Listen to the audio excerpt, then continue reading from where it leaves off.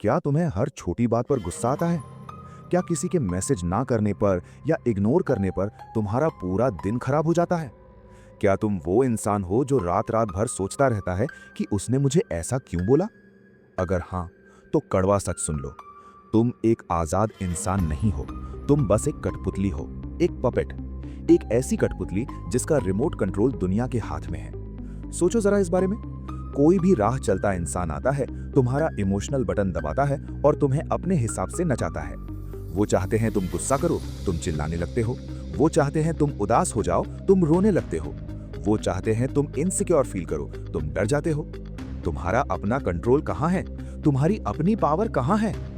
Elizabeth केनी ने एक बहुत बड़ी बात कही थी, He who angers you controls you। इसका मतलब साफ है, जो इंसान तुम्हें गुस्सा दिला सकता है वो तुम पर राज करता है, वो तुम्हारा मालिक है। तो सवाल यह है कि क्या तुम पूरी जिंदगी किसी और के इशारों पर नाचना चाहते हो, या फिर अपनी लाइफ का, अपने इमोशंस का रिमोट वापस अपने हाथ में लेना चाहते हो?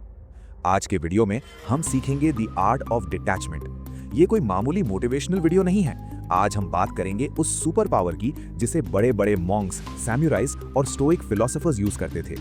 हम सीखेंगे कि कैसे अपने दिमाग को इतना स्ट्रांग बना लें तो बाहर के तूफान का अंदर कोई असर ना हो।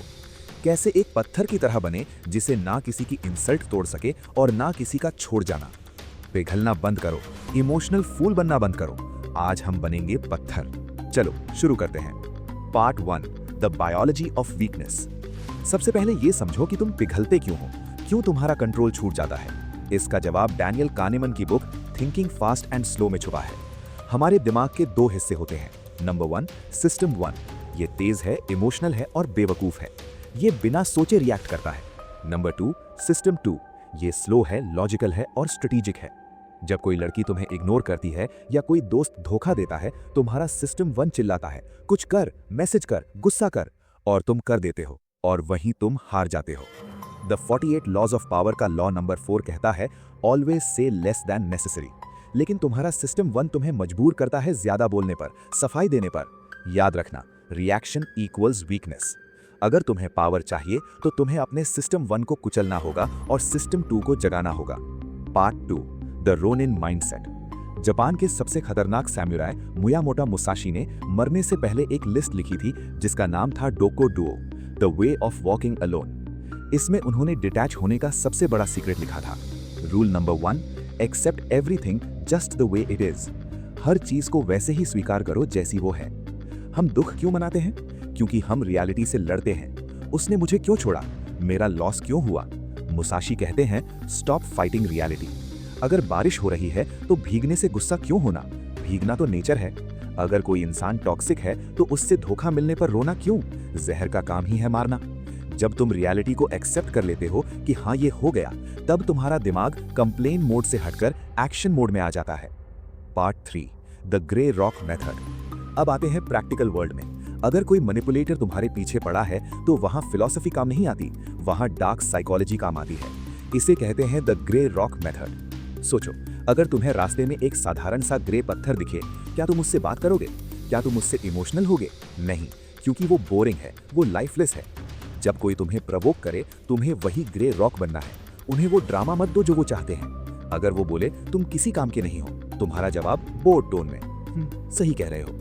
अगर वो बोले तुम्हें गुस्सा नहीं आ रहा, तुम्हारा जवाब फ्लैट टोन में, नहीं। जब तुम रिएक्ट करना बंद कर देते हो तो मैनिपुलेटर का गेम फेल हो जाता है। रॉबर्ट ग्रीन कहते हैं, जो आग को हवा नहीं देता वो आग बुझा देता है।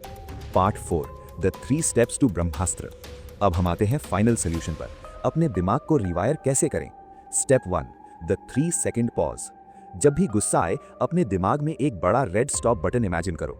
बोलो स्टॉप, 1 2 3। ये 3 सेकंड तुम्हारे इमोशनल ब्रेन को शट डाउन कर देंगे। रिएक्शन मत दो, रिस्पॉन्स दो। Step 2, the view from above. Marcus Aurelius कहते हैं, जब प्रॉब्लम बड़ी लगे तो ऊपर जाओ। इमेजिन करो तुम आसमान से नीचे देख रहे हो। तुम्हारा शहर एक चींटी जैसा है, तुम्हारी प्रॉब्लम धूल के बराबर है। खुद से पूछो, क्या ये बात आज से 5 साल बाद मैटर करेगी? अगर नहीं, तो आज इस पर 5 मिनट भी बर्बाद क्यों? Step 3, outcome independence. गीता का सबसे बड़ा लेसन, कर्मण्येवाधिकारस्ते। इसका साइकोलॉजिकल मतलब समझो। अपने एफर्ट से प्यार करो, रिजल्ट से नहीं।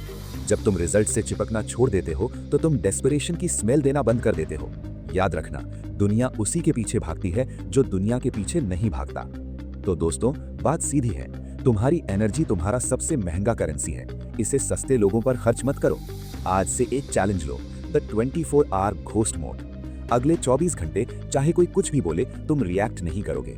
तुम बस एक ऑब्जर्वर बनोगे, एक पत्थर, क्योंकि पिघलते वो हैं जो कमजोर होते हैं।